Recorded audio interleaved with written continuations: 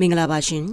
်ခေတ်သစ်တယ်လီဗေးရှင်း channel မှာထိပ်တန်းရောက်မြန်မာသတင်းတွေကိုတင်ဆက်ပေးသွားမှာဖြစ်ပါတယ်ရှင်တန်ဆယ်တိုက်ပွဲမှာဝါတော်ဝါရဲ့ပြူတွေကစစ်သားရဲနယ်ပြူ9ဦးကိုဖမ်းမိတယ်ဆိုတဲ့သတင်းကိုတင်ဆက်ပေးသွားမှာဖြစ်ပါတယ်ရှင်စကိုင်းတိုင်းတန်ဆယ်မြို့တိုက်ပွဲမှာတင်ငန်းဝစ်ဝါတော်ဝစစ်ကြောင်းရဲ့ပြူစောထီတွေကစစ်သားရဲနယ်ပြူစောထီတွေကိုတော်လှန်ရေးတပ်ဖွဲ့ကဖမ်းမိထားတယ်လို့သိရပါတယ်တန်ဆယ်မျိုးစင်ငယ်ပြူစောတီရွာမှာအထိုင်ချတက်ဆွဲထားတဲ့စစ်သားရဲနဲ့ပြူစောတီစုစုပေါင်း9ဦးကိုမတ်လ4ရက်နေ့ကဖမ်းမိခဲ့ပါတယ်။တန်ဆယ်မျိုးနဲ့အနီးဝန်းကျင်မှာရှိတဲ့စကားစတက်စခန်းတွေကိုတော်လှန်ရေးတပ်တွေကမတ်လ3ရက်မနက်ပိုင်းမှစကတိုက်ခိုက်နေတာဖြစ်ပြီးစင်ငယ်ပြူစောတီရွာအပါအဝင်စစ်တပ်တက်ဆွဲနေတဲ့ရွာအချို့နဲ့တန်ဆယ်မျိုးရဲ့နေရာအချို့ကိုတော်လှန်ရေးတပ်တွေကိုသိမ်းယူထားနိုင်ပြီလို့လူလူຫນွေဦးကဖော်ပြပါတယ်။မလ9ရက်နဲ့6ရက်တွေမှာစကားစဘက်ကလက်နက်ပစ္စည်းရိတ်ခါနဲ့လူအင်အားဖြည့်တင်းတာတွေပြုလုပ်ခဲ့ပြီး9ရက်မှာလည်းတိုက်ပွဲပြင်းထန်နေကြောင်းတိုက်ပွဲများအတွင်စကားစတက်ကလေကြောင်းပစ်ကူတွေနဲ့ပါခုခံနေကြောင်းဆိုပါရယ်လက်ရှိမှာတော့တော်လန်ရေးချက်တွေကမြို့ရဲ့အရှေ့ဘက်နဲ့တောင်ဘက်ချမ်းကစစ်တပ်တက်ဆွဲရာနေရာတွေကိုသိမ်းယူဖို့ကြံနေပြီးစကားစတက်တွေကတော့မြို့တွင်းမှာရှိတဲ့ဘောလုံးကွင်းကြန့်ခိုင်ရီယုံထွေအုပ်ယုံနဲ့ရဲစခန်းနေရာတွေမှာအထိုင်ချခုခံနေတယ်လို့သတင်းရရှိပါရရှင်ဆက်လက်ပြီးအာနာသိန်းကောင်းဆောင်နဲ့ရုရှားသမ္မတပူတင်တို့သဘောတူညီချက်စာချုပ်များအမိုက်သာဖြစ်သွားသည်ဟု NUG ပြောတယ်ဆိုတဲ့သတင်းကိုတင်ဆက်ပေးသွားမှာဖြစ်ပါတယ်ရှင်။သူတို့စစ်ကောင်စီနဲ့လက်မှတ်ထိုးတာစီးပွားရေးရင်းနှီးမြှုပ်နှံမှုဘာပဲဖြစ်ဖြစ်တရားမဝင်မှုပြည်သူအစိုးရအနေနဲ့အတိမတ်မပြုဘူးဟုဦးကျော်စောကပြောလာပါတယ်။နျူကလ িয়ার ဓာတ်ပေါင်းဖို့တိဆောက်ရေးလက်တွေ့ကြပြောရင်တော့ဘာမှရေရမရှိဘူးလို့ပဲမြင်ပါတယ်။တက်လော်ဘီတွေကတော့မစားရဝါကမန်တွေအကုန်ရှောက်ပြောတာပေါ့။နေပြီးတော့စစ်ရေးသတင်းရင်းမြစ်ကရရှိပါတယ်။အာနာသိန်းစစ်ကောင်စီရုရှားခရီးစဉ်အတွင်းချုပ်ဆိုခဲ့သောစာချုပ်များကိုအမျိုးသားညီညွတ်ရေးအစိုးရ NUG ကအတိအမှတ်မပြုဘဲတော်လှန်ရေးအောင်မြင်ပြီးချိန်တွင်ရင်းသဘောတူညီချက်စာချုပ်များမှာအမိုက်သာဖြစ်သွားမည်ဟု NUG သမ္မတရုံးပြောရေးဆိုခွင့်ရှိသူဦးကျော်စောကသတိပေးပြောကြားပါရယ်မလ3ရက်မှ6ရက်အထိရုရှားနိုင်ငံမော်စကိုသို့4ရက်ကြာသွားရောက်ခဲ့သောအာနာသိန်းကောင်းဆောင်ဗိုလ်ချုပ်မှုကြီးမင်းအောင်လှိုင်ဟာရုရှားသမ္မတပူတင်နဲ့တွေ့ဆုံခဲ့တယ်လို့သဘောတူစာချုပ်နဲ့နားလည်မှုစာချုပ်လာ10ခုကိုလက်မှတ်ရေးထိုးခဲ့မှုအပေါ် NUG သမ္မတရုံးပြောရေးဆိုခွင့်ရှိသူကတုံ့ပြန်ပြောကြားခဲ့ခြင်းဖြစ်ပါတယ်ကျွန်တော်တို့ NUG ဟိုအရင်ကတည်းကပြည်သူလူထုကိုဒီဇိုင်းမမတ်ပြောလာတယ်။တရားဝင်ကြေညာချက်တွေလည်းထုတ်ပြီးသားဖြစ်တယ်။အကြမ်းဖက်စစ်ကောင်ဆောင်မင်းအောင်လှိုင်နဲ့အကြမ်းဖက်စစ်ကောင်စီဟာတရားမဝင်အကြမ်းဖက်အုပ်စုသားဖြစ်တယ်။ဒါကြောင့်သူတို့နဲ့လက်မှတ်ထိုးတာစီးပွားရေးရင်းနှီးမြှုပ်နှံမှုဘာပဲဖြစ်ဖြစ်တရားမဝင်ဘူး။ပြည်သူအစိုးရအနေနဲ့အတိအမှတ်မပြုဘူး။ကျွန်တော်တို့တော်လှန်ရေးအောင်မြင်ပြီးတဲ့အချိန်မှာအဲ့ဒီစာချုပ်တွေဟာရှင်းရှင်းလင်းလင်းပြောရရင်အကြမ်းဖက်စစ်ကောင်စီနဲ့ချုပ်ထားတဲ့စာချုပ်တွေဟာအမိုက်ပဲဖြစ်သွားမယ်ဆိုတာထပ်ပြီးသတိပေးပြောကြားကြပါတယ်။ဒါကရုရှားနဲ့မင်းအောင်လှိုင်ချုပ်တာတွေအပါဝင်ဖြစ်တယ်ဆိုတာလေအတီအလင်းပြောကြားချင်ပါတယ်ဟုဦးကျော်စောကသတင်းဌာနသို့ပြောကြားပါတယ်စစ်ကောင်စီကောင်းဆောင်နဲ့ရုရှားသမ္မတပူတင်တို့ရှေ့မှောက်တွင်ချုပ်ဆိုလှဲလှယ်ခဲ့သောသဘောတူစာချုပ်နားလည်မှုစာချုပ်လာများအနက်မြန်မာနိုင်ငံတွင်နျူကလ িয়ার ဓာတ်ပေါင်းမှုတိစောက်ရေးစီမံကိန်းလည်းပါဝင်ပါတယ်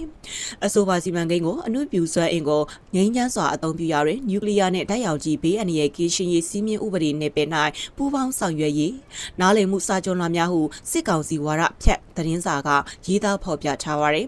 မြန်မာစစ်တပ်နှင့်စစ်ကောင်းဆောင်တို့ဟာအနုမြူကိုငြိမ်းချမ်းစွာသုံးစွဲရန်မြည်သည့်အချိန်ကများရည်ရွယ်ခဲ့ခြင်းမရှိဘဲအနုမြူလက်နက်ရရှိရန်သာရည်ရွယ်စူးစမ်းခဲ့သည်ကိုတွေ့ရှိရကြောင်းနဲ့နျူကလ িয়ার ဓာတ်ပေါင်းမှုတိစောက်ရေးစီမံကိန်းသဘောတူညီချက်ကမြန်မာနိုင်ငံတွင်သာမကဒေသတွင်းလုံခြုံရေးကိုပါထိခိုက်နိုင်ကြောင်း NUG သမ္မတရုံးပြောရေးဆိုခွင့်ရှိသူကသုံးသပ်ပါတယ်အကြံဖတ်မင်းအောင်လှိုင်နဲ့ရုရှားသမ္မတပူတင်တို့ရဲ့သဘောတူညီချက်တွေဟာမြန်မာနိုင်ငံမှာ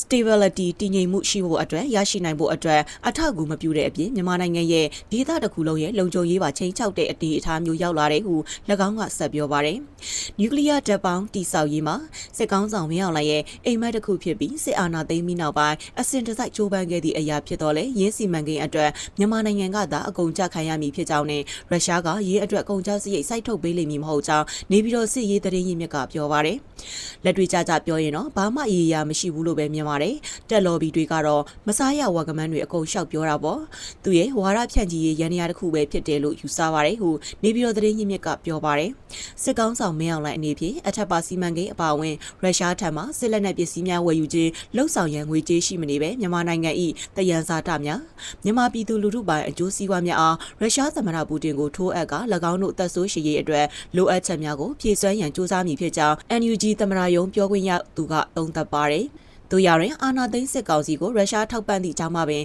ပြီးခဲ့သည့်၄နှစ်အတွင်းဒေါ်လာရေးအင်အားစုများကမင်းအောင်လှိုင်နဲ့အကြမ်းဖက်စစ်တပ်ကိုပြိုလဲလူနီးပါးအထိရောက်ရှိအောင်ထိုးနှက်နိုင်ခဲ့ပြီးဆက်လက်အမြင့်ဖြုတ်ရန်သာလှုံ့ဆော်မိဖြစ်ကြောင်း၎င်းကဆက်ပြောပါရယ်ဒေါ်လာရေးအောင်မြင်စွာအဆုံးသတ်ဖို့အတွက်ဘာမှကျွန်တော်တို့တွေတွန့်ဆုတ်နေမှာမဟုတ်ဘူးဆက်လက်လုပ်ကိုင်ပြီးအောင်မြင်မှုရရှိမှာမလွဲမသွေဖြစ်တယ်လို့ပြောကြားခြင်းပါတယ်ဟုဦးကျော်စောကပြောပါရယ်ဆက်လက်ပြီးဗမော်ရှိစကခ21ခလာရ49နဲ့တက္ကသိုလ်ကျောင်းဝင်းတို့အား KIA ယနေ့နဲ့တပြိုင်တည်းထိုးစစ်ဆင်နေဆိုတဲ့သတင်းကိုတင်ဆက်ပြီးတော့မှာဖြစ်ပါတယ်ရှင်။ကချင်ပြည်နယ်ဗမော်မြို့ရှိအမှတ်21စစ်စင်ရေးကိုကဲမှုဌာနချုပ်အပါအဝင်မြို့အပီးသက်သိမ်းပိုက်နိုင်ရေးကချင်လွတ်လပ်ရေးတပ်မတော် KIA ပူးပေါင်းတပ်ကယနေ့မတ်လ9ရက်နေ့နေ့တွင်တပ်မှန်ထိုးစစ်ဆင်လျက်ရှိကြောင်းကချင်သတင်းရင်းမြစ်ကပြောပါရယ်KIA ပူးပေါင်းတပ်ကဗမော်မြို့သိမ်းစစ်စင်ရေးကို2024ဒီဇင်ဘာ4ရက်ကစတင်ခဲ့ရာ3လကြာအထိတိုက်ပွဲပြင်းထန်နေပြီး KIA ကယနေ့နေ့တွင်နေရာ3ခုကိုတပြိုင်တည်းထပ်မံထိုးစစ်ဆင်ခဲ့ခြင်းဖြစ်ပါတယ်ဒီမနက်တော့စကခ21ရဲ့တက္ကသိုလ်ကျောင်းဝင်းရဲ့ပြီးတော့ခရ49ရဲ့အဲ့ဒီနေရာ3ခုကိုတပြိုင်တည်းထိုးစစ်ဆင်တာဟုကချင်သတင်းရင်းမြစ်ကပြောပါတယ်KIA သတင်းရင်းမြစ်တအူးကလည်းဗမော်မျိုးနာယနေ့နဲ့ထိုးစစ်ပြန်လည်စတင်မှုကိုအတည်ပြုပါတယ်စစ်ကောင်စီဘက်ကလည်းကချင်ပြည်နယ်၏ဒုတိယအကြီးဆုံးမြို့ဖြစ်သောဗမော်မကြရေးအတွက်အပြင်းထန်ခုခံနေ၍တိုက်ပွဲ3လကျော်ကြာနေရခြင်းဖြစ်ကြောင်း၎င်းကဆိုပါတယ်ဗမော်မြို့ကြဆုံးပါကစစ်ကောင်စီအနေဖြင့်အလွယ်တကူပြန်တိုက်ယူနိုင်ခြင်းမရှိသည်ကိုသိရှိထားပြီးဖြစ်၍အတက်နိုင်ဆုံးစစ်ကောင်စီဘက်ကခုခံနေခြင်းဖြစ်သည်ဟုဆိုပါရယ်ဗမော်ကြတော့တိုင်းရင်းသားပေါင်းစုံတိုက်တာအဲ့ဒီမှာဗမာလူငယ် PDF တွေကချင်လူမျိုးပေါင်းစုံပြီးတော့ဂေါ်ရခါတက်ပြီးတော့အေအေရောပါတယ်အဲ့ဒါကြောင့်ကျွန်တော်တို့ကချင်လူကြီးတွေကကျွန်တော်တို့မြန်မာနိုင်ငံသားခုခေတ်ပညာတတ်လူငယ်တွေကိုဘာမှမဆိုင်မဲလူဖြုံးတီးတာမျိုးတော့မဖြစ်စေချင်ဘူးပေါ့နော်စစ်ပွဲဆိုတာမနိုင်နိုင်အောင်တိုက်ရမှာတော့ဖြစ်တယ်သို့တော်ညာလဲအလက်ကားဖြုံးတီးတာတော့မဖြစ်စေချင်လို့ဖြည်းဖြည်းလေးတိုက်တာဆိုတာကျွန်တော်ကအဲ့ဒီလိုခံမှန်းနေပြောခဲ့သလိုတရုတ်ရဲ့ PR ပါတယ်ပြီးတော့လေရင်တွေနောက်ဆုံးပေါ် drone တွေသုံးတာဆိုတာတော့ပြောလို့ရပါတယ်ဒါကြောင့်ဖြစ်မယ်လို့ခံမှန်းပါတယ်ဟု KIA သတင်းရင်းမြစ်တအူးကဗမော်တိုက်ပွဲအချိန်ကြာနေရသည့်အခြေအနေကိုသက်ပြောဆိုပါရယ် KIA 2024မတ်လ9ရက်တွင်စစ်ကောင်စီတပ်စခန်းနှင့်မြို့များတိုက်ခိုက်သိမ်းပိုက်သည့်စစ်စင်ရေးကိုအရှိန်မြင့်တင်ခဲ့ရာတနည်းအတွင်းမြို့15မြို့နဲ့စစ်ကောင်စီတပ်စခန်းကြီးငယ်250ထက်မနည်းကိုတိုက်ခိုက်သိမ်းပိုက်ထားပြီးဖြစ်သည်ဗမော်တိုက်ပွဲအခြေအနေအပါအဝင်ကချင်ဒေသစီရေးအခြေအနေကိုမေးမြန်းရန် KIA သတင်းပြန်ကြားရေးဌာနတာဝန်ခံဗိုလ်မှူးကြီးနော်ဘူးထံဆက်သွယ်ထားဆဲဖြစ်ပါတယ်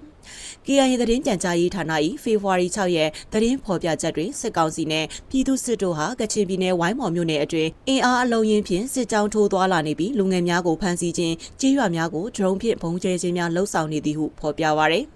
ထို့ပြင်ပြည်သူလူထုနေအိမ်များ၌နေရာယူတက်ဆွဲထားခြင်းလည်းရှိသည်ဟုဆိုပါရယ်မြစ်ကြီးနားတန်ဖဲကျေးရွာတွင်လည်းစစ်ကောင်စီတပ်ကရွာအတွင်းတက်ဆွဲနေထိုင်လျက်ရှိသည်ဟုဆိုပါရယ်ထို့ပြင်လက်နက်ကြီးရန်တမ်းပစ်ခတ်မှုများပြုလုပ်လျက်ရှိကြောင်းအသိပေးသည်ပူတာအိုမြို့နယ်တွင်လည်းစစ်ကောင်စီနှင့်ပြည်သူစစ်ကပြည်သူလူထုနေအိမ်များ၌ဝင်ရောက်နေထိုင်တက်ဆွဲမှုများပြုလုပ်နေသည်ဟု KIA သတင်းပြန်ကြားရေးဌာနကဖော်ပြထားပါရယ်ကျမရဲ့သတင်းတင်ဆက်မှုကိုဒီမှာပဲရနာခွင့်ပြုပါရှင်အားလုံးပဲရှင်လန်းချမ်းမြေ့ကြပါစေရှင်